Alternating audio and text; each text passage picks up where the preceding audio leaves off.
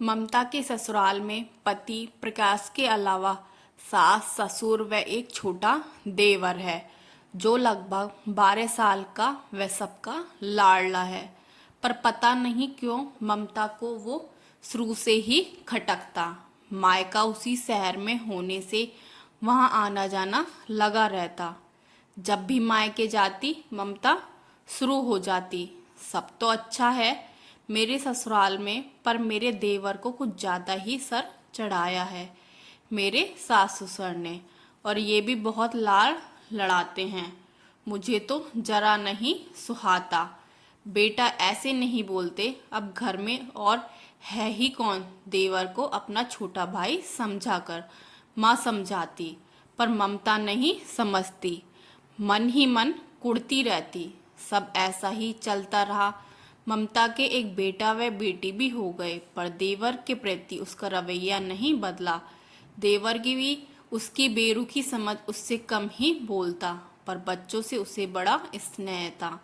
अब नियति देखिए, दुर्घटना में सास ससुर का निधन हो गया, सो देवर के साथ ममता के व्यवहार और बिगड़ गया। उसे भविष्य में बिजनेस में सुबोध की साझेदारी की भी चिंता थी। पति व माँ के समझाने का भी उस पर कोई असर नहीं होता। ऐसे ही समय बीतता जा रहा था।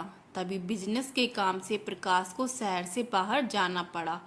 वो ताकीद करके गए कि ममता बच्चों के साथ सुबोध का भी ध्यान भी अच्छे से रखना। पति को तो उसने आश्वासन देकर विदा किया, पर अब वो अपनी मर्जी की मालिक थी।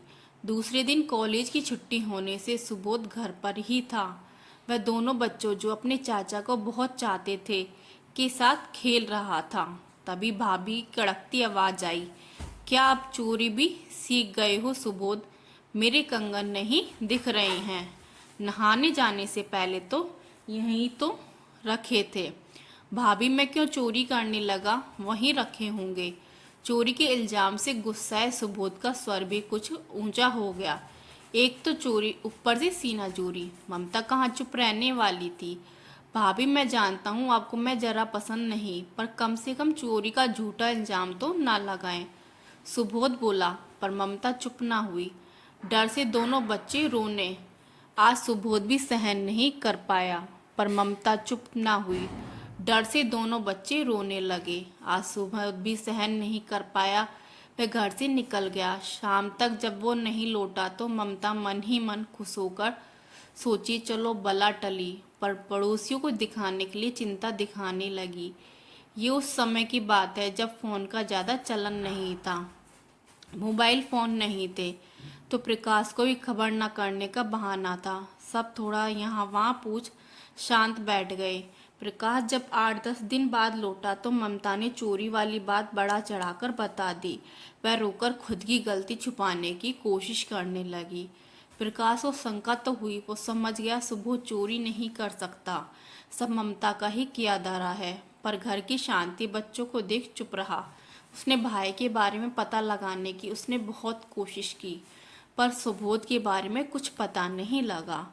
वो भाई का दुख मन में लिए दिन बीतता रहा था।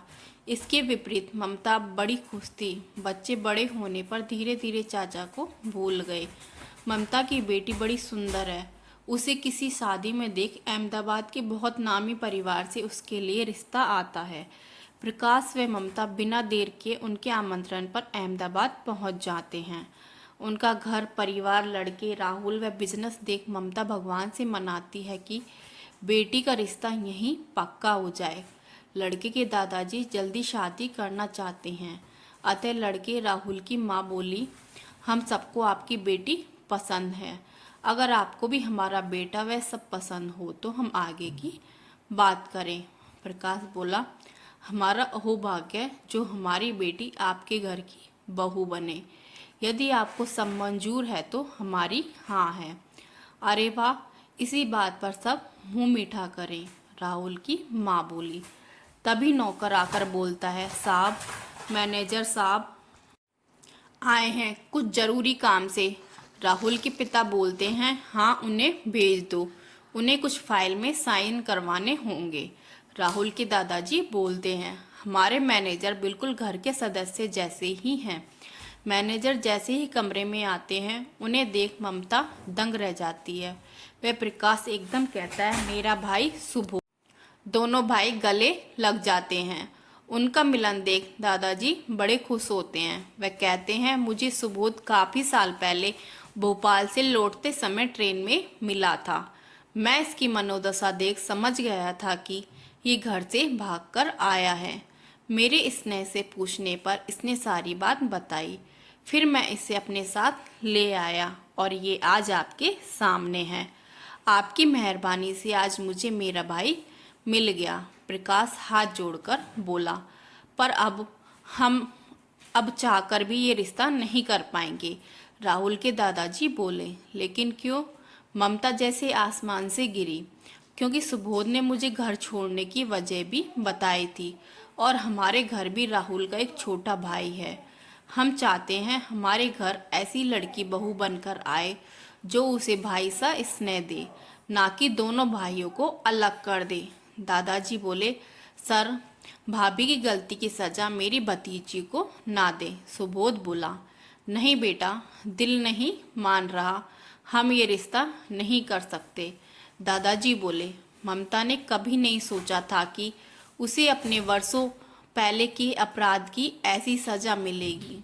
तो दोस्तों, अगर आपको हमारी ये कहानी पसंद आई हो तो लाइक, शेयर एंड सब्सक्राइब कीजिएगा।